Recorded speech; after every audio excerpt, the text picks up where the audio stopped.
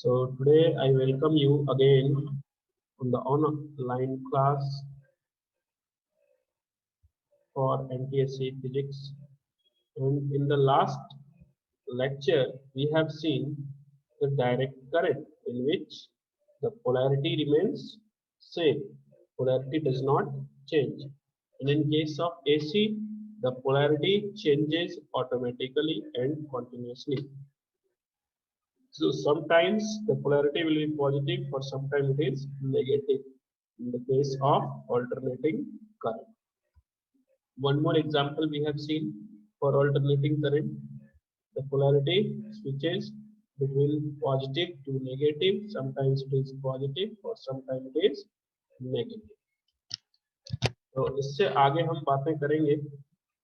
जैसा कि हमने AC के लिए एक वोल्टेज को यहाँ पर ड्रॉ किया, AC की मैं बात करूं, यहां से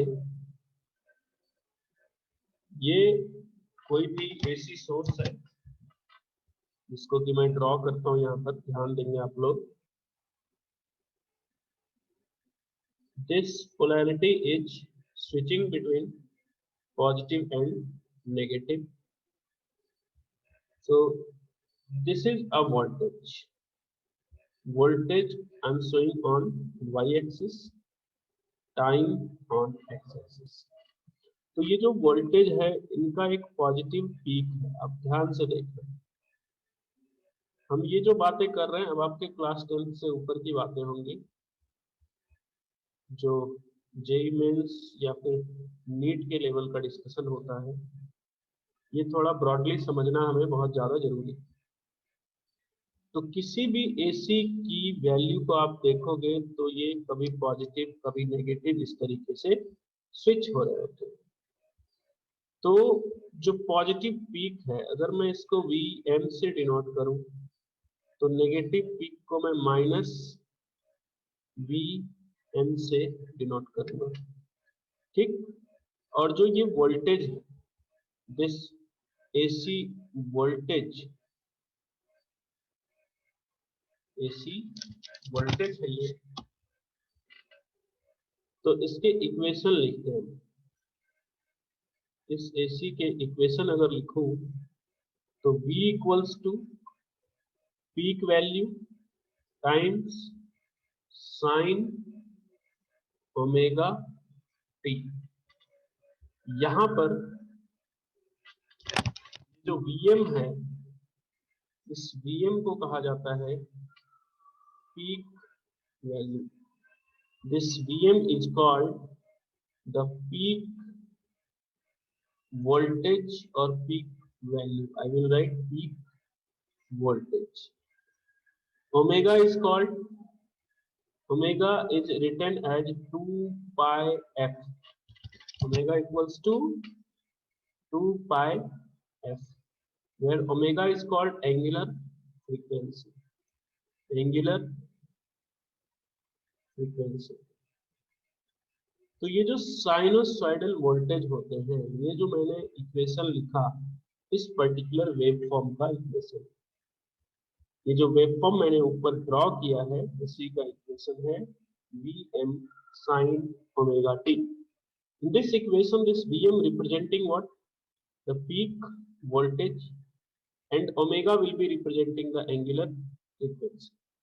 अभी यहां से ये जो वोल्टेज को रिप्रेजेंट किया हमने Vm sin ओमेगा टी, इस वोल्टेज की एक इफेक्टिव वैल्यू होती है। इस वोल्टेज की एक इफेक्टिव वैल्यू होती है, जिसको कि मैं वैसे तो इफेक्टिव वोल्टेज के नाम से कह सकता हूं, इसको मैं नाम दे सकता हूं इफेक्टिव वोल्टेज, लेकिन इसका एग्जैक्ट नाम है RMS वोल्टेज। RMS का मतलब हो जाता है, RMS का मतलब है root mean square, root mean square voltage. This is called RMS voltage. तो किसी भी साइनोसॉइडल एसी का आरएमएस वैल्यू, अगर मैं इस वोल्टेज के आरएमएस वैल्यू जो कि डायरेक्टली पूछे जाते हैं आपके एग्जाम में कि इसके आरएमएस वैल्यू बताइए, तो इसका आरएमएस वैल्यू मैं लिखूंगा V RMS equals to V M by under root two. ये आप याद रखना। और 1/√2 की वैल्यू आपको पता है 0.707, उसके अकॉर्डिंग आप इसमें पुट कर सकते हैं। तो ये एक इम्पॉर्टेंट फॉर्मूला है आपके लिए कि AC voltage V M sine omega T का RMS value V M by root two. एक एग्जाम्पल है, मान लीजिए आपके पास कि कोई वोल्टेज दिया गया आपको 100 साइन 314 टी।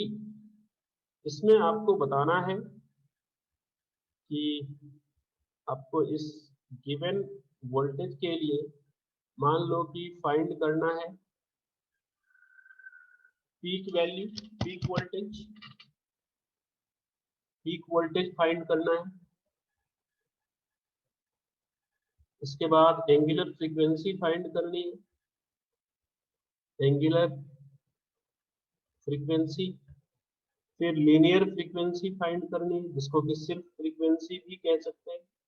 और चौथी चीज आपको फाइंड करनी है आरएमएस वोल्टेज, आरएमएस वोल्टेज। ये चार चीजें आपको मान लो कि इस एक पर्टिकुलर गिवन वोल्टेज के लिए फाइंड करनी है। वोल्टेज हमने क्या लिया है यहाँ पर 100 साइन 314 टाइम्स टी, ये है वोल्टेज। और इसके लिए मेरे को क्या पहला पैरामीटर फाइंड करना है पीक वोल्टेज। पीक वोल्टेज के लिए क्या करोगे आप, तो हमें कंपेयर करना पड़ेगा स्टैंडर्ड एसी सिग्नल के इक्वेशन से Vm sign omega T. Comparison से अपने को पता चलता है, कंपैरिजन करेंगे तो यहाँ से पीक वैल्यू वोल्टेज की मिलेगी मेरे को 100 वोल्ट। फिर कंपैरिजन करोगे आप, ओमेगा आपको मिलेगा 314। ओमेगा की यूनिट होती है रेडियन पर सेकेंड, रेडियन पर सेकेंड। ओमेगा आपको मिल गया 314। ओमेगा आपको ये भी पता है, अभी अभी मैंने लिखा है formula, it is equals to 2 pi F. तो एफ क्या आ जाएगा, ओमेगा की value 314 divided by 2 into pi is 3.14। तो यहाँ से फ्रीक्वेंसी आपको मिलेगी 50 हर्ट्ज। फ्रीक्वेंसी की यूनिट आपको पता होगी, या तो आप हर्ट्ज लिख सकते हो यूनिट फ्रीक्वेंसी की, या फिर 50 सेकेंड इनवर्स। हर्ट्ज की, हर्ट्ज को हम सेकेंड इनवर्स भी लिखते हैं, या फिर सेकेंड इनवर्स को हर्ट्ज लिखा जाता है। उसके बाद थर्ड पैरामीटर है अपने पास, ये थर्ड पैरामीटर हमने कैलकुलेट कर लिया फ्रीक्वेंसी। फोर्थ पैरामीटर है अपने पास आरएमएस वोल्टेज। आरएमएस वोल्टेज होता है क्या, peak value divided by under root two. Peak value is 100 divided by under root 2, so the answer will be 70.7 volt. एक तो ये तरीका है आपका इन पैरामीटर्स को कैलकुलेट करने का। 1 मिनट में आप लोगों का अटेंडेंस यहाँ पर ले रहा हूँ, आप प्लीज छेड़ना मत अपने मोबाइल स्क्रीन को। Let me take the attendance. So what we have calculated here, the peak voltage of this sinusoid Vm, and then omega, and then f, and then VRMS। कभी एक और वैल्यू आपसे पूछी जा सकती है, जैसे कि आप देखो ये साइन लिया ना हमने, ये इतना सा स्पैन, ये पूरा स्पैन कितना है, तो VM ऊपर, ये VM यहाँ और VM यहाँ पर, ये पूरी स्पैन कितने की हो जाएगी, ट्वाइस ऑफ VM, जिसको कि हम कहते हैं पीक टू पीक वोल्टेज। तो कभी क्वेश्चन के अंदर लिखा हो पीक टू पीक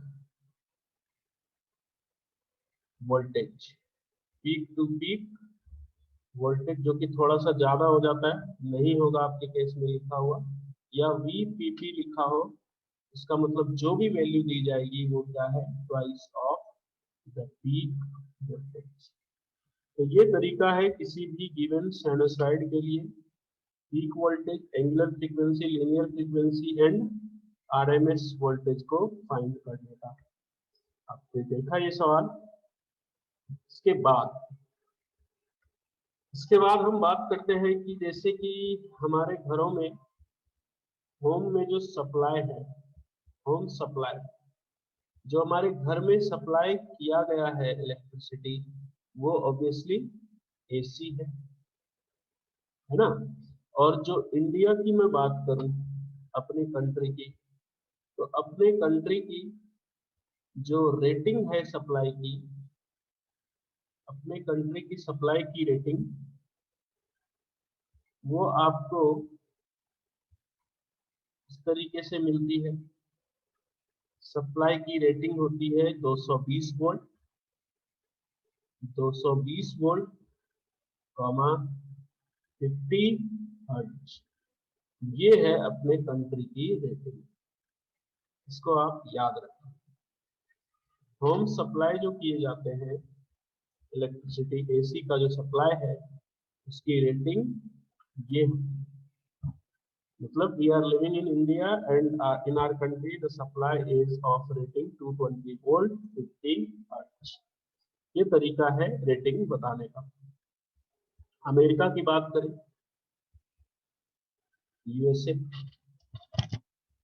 USA में ये रेटिंग है 110 वोल्ट और 60 हर्ट्ज, 110 वोल्ट और 60 हर्ट्ज।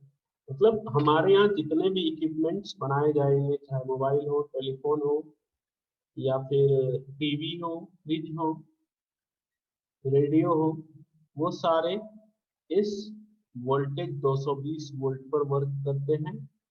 और 220 वोल्ट पर वर्क करने के साथ साथ इसके जो फ्रीक्वेंसी होते हैं सप्लाई की, वो होती है 50 हर्ट्ज।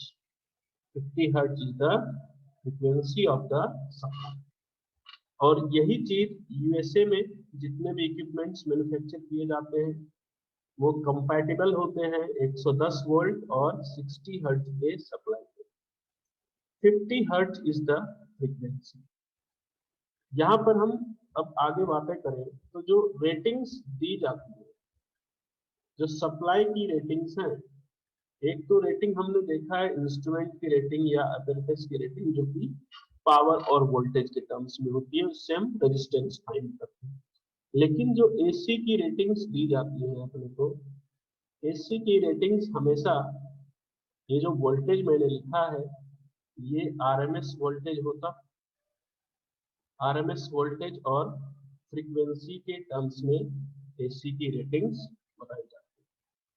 इसका मतलब हमारे यहाँ क्या है कि रफ में मैं यहाँ पर लिख रहा हूँ, that is in India, India में रेटिंग क्या है AC सप्लाई की, 220 वोल्ट 50 हर्ट्ज, है ना। तो ये 220 वोल्ट क्या है, दिस इज VRMS। कभी भी AC की जो रेटिंग होती है वो आपको RMS वैल्यू ही होती है। और RMS को आप क्या लिखते हो, VM/√2। तो यहाँ से VM आ जाएगा आपके पास 200 √2 2 और इसको सॉल्व करोगे तो it will come approximately 311 volt. ये आरएमएस वैल्यू आपको पता चल जाता है। आरएमएस से पीक वोल्टेज मैंने कैलकुलेट किया, बहुत गौर करके ध्यान देने वाली बात है। These are very very important topics. And then we have frequency of 50 hertz. तो ओमेगा क्या फाइंड करोगे आप? Omega will be 2 pi F. इसका मतलब यहाँ पर पाई की वैल्यू पुट कर देना, एफ को 50 रख दोगे तो दिस विल बी 314 रेडियन पर सेकेंड। तो ये हमारे घरों में सप्लाई। तो इंडिया की मैं बात करूं तो हमारे यहाँ जो सप्लाई है वो सप्लाई के इक्वेशन लिख सकते हो आप। The voltage is 311 sine 311 sine 314 t 311 sine 314 t। ये है वोल्टेज की रेटिंग हमारे यहाँ जो सप्लाई करी जाती है। लेकिन जब आप कहीं भी बातें करोगे, पूछोगे तो हमारे यहाँ रेटिंग क्या है? रेटिंग इज 220 वोल्ट, 220 वोल्ट और 50 हर्ट्ज। तो इसी को सॉल्व करके हमने पीक वैल्यू कैलकुलेट किया 311, ओमेगा कैलकुलेट किया 314। तो ये हमारे घरों में सप्लाई आती है। ये एसी के रेटिंग का मतलब है। कभी भी रेटिंग में जो वोल्टेज लिखा हुआ हो तो डेफिनेटली वो क्या होगा? आरएमएस वैल्यू होता है। आरएमएस बोले तो रूट मीन स्क्वायर वैल्यू। वहां से हम पीक वैल्यू फाइंड कर सकते हैं। मेथड आप यहाँ पर देख सकते हैं। तो ये रही एसी की बातें। एसी के बारे में आपको इतना भी समझ में आ गया, बहुत बड़ी बात है। लेकिन फिर भी एक बार मैं आपको अपने कंट्री के 220 वोल्ट सप्लाई और 50 हर्ट्ज फ्रीक्वेंसी के बारे में बताऊं। तो 220 वोल्ट जो है ये क्या है? This is V R M. और ये क्या है? फ्रीक्वेंसी। फ्रीक्वेंसी का डेफिनेशन क्या होता है? It is number of cycles पर सेकेंड। नंबर ऑफ साइकिल्स पर सेकेंड। तो अगर मैं इसके साइनोसॉइड को रिप्रेजेंट करूं, हमारे यहाँ जो वोल्टेज सप्लाई आ रही है वो आ रही है 311 साइन 314 टी। ये वोल्टेज, और इस वोल्टेज को अगर हम ड्रॉ करें, इसका ग्राफ कैसा बनेगा देखना। It's graph will be a sinusoidal graph. ये ऐसा ग्राफ बन जाएगा।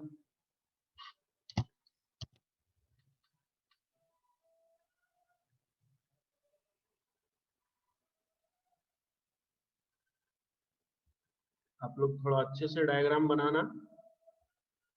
ये ऐसा ग्राफ पूरा का पूरा बन जाएगा। अब इसमें क्या है कि एक सेकंड में एक साइकिल की मैं बात करूं तो एक साइकिल कितना है? ड्यूरेशन कितना होगा एक साइकिल का? अब देखो यहाँ से इस फ्रीक्वेंसी को अगर हम समझें, फ्रीक्वेंसी को समझने के लिए यहाँ से देखो, ये पूरा का पूरा एक साइकिल कहलाता है। This is one cycle. उसके बाद एक और सेम पोर्शन अगर रिपीट होता है तो हाउ मेनी साइकिल्स? 2 साइकिल्स। इसका मतलब क्या है कि अगर मैं फ्रीक्वेंसी कहता हूं कि 50 है, फ्रीक्वेंसी 50 हर्ट्ज, इसका मतलब क्या कि जो हमारे पास घर में एसी सप्लाई है वो 50 टाइम्स एक सेकंड में खुद को रिपीट करती है। 50 साइकिल्स पर सेकंड। 50 साइकिल एक सेकंड में रिपीट करना is called as the frequency at equals to 50 for the AC। अब देखो AC और DC का एक बड़ा इंपॉर्टेंट सा पॉइंट है कि मैं थोड़ा कंपैरिजन यहाँ पर करूं AC और DC के। तो सबसे इंपॉर्टेंट पॉइंट है अपने पास कि AC जो है more dangerous, AC more dangerous, more dangerous, okay, and DC is less dangerous. ये मोर डेंजरस होने का कारण है, आपने देखा होगा कभी भी न्यूज में, मूवीज में, कि AC क्या करता है कि हमें अट्रैक्ट कर लेता है। AC हमें अट्रैक्ट कर लेता है। AC applies attract, AC attracts, AC attract कर लेता, और DC क्या करता है, हमें रिपेल करता है। ये रिपल्सिव शॉक देता है, रिपल्सिव शॉक। ये आपका बर्न कर सकता है, DC कैन बर्न, लेकिन AC क्या करेगा, आपको अट्रैक्टिव शॉक देगा। ये अट्रैक्ट कर लेगा और आपको तब तक चिपका के अपने अंदर रखेगा जब तक कि आपके बॉडी का हर एक इलेक्ट्रॉन बाहर ना निकाल दे। तो इसको कहते हैं अट्रैक्टिव शॉक। ये जब तक आपकी बॉडी को आयरन फ्री नहीं कर देता तब तक ये छोड़ता नहीं। ये शॉक बहुत डेंजरस होता है, और ये DC कैसा प्रोवाइड करता, रिपल्सिव शॉक प्रोवाइड करता है। इसके बाद मैं आपके पास जो NTSC की बुक है, NTSC की जो बुक है आपके पास, थिंक NTSC, थिंक NTSC, इसमें आप क्या करोगे, पेज नंबर 83, पेज नंबर 83, यहाँ से आपको अपने नोट्स में कॉपी करने हैं। नोट्स में क्या कॉपी करने हैं, comparison of AC and DC। 4 point है, आपको समझ में आ जाएगा। मैं यहाँ पर टाइम बचाते हुए थोड़ा सा आपके ऊपर लोड दे रहा हूँ, क्योंकि कल संडे है तो आपको मैं होमवर्क भी देते जाऊँ। आपको होमवर्क करना है 4th एक्सरसाइज में, सीधा पेज नंबर लिखूंगा उस बुक से, पेज नंबर 94, इसी थिंक NTSC बुक से, पेज नंबर 94, क्वेश्चन 1 to 30। इतने क्वेश्चन आपको करना है और बहुत आसान क्वेश्चन है। अगर आप अच्छे से कॉन्सेप्ट को रिवाइज करके क्वेश्चंस को सॉल्व करने बैठोगे, it will hardly take 30 minutes.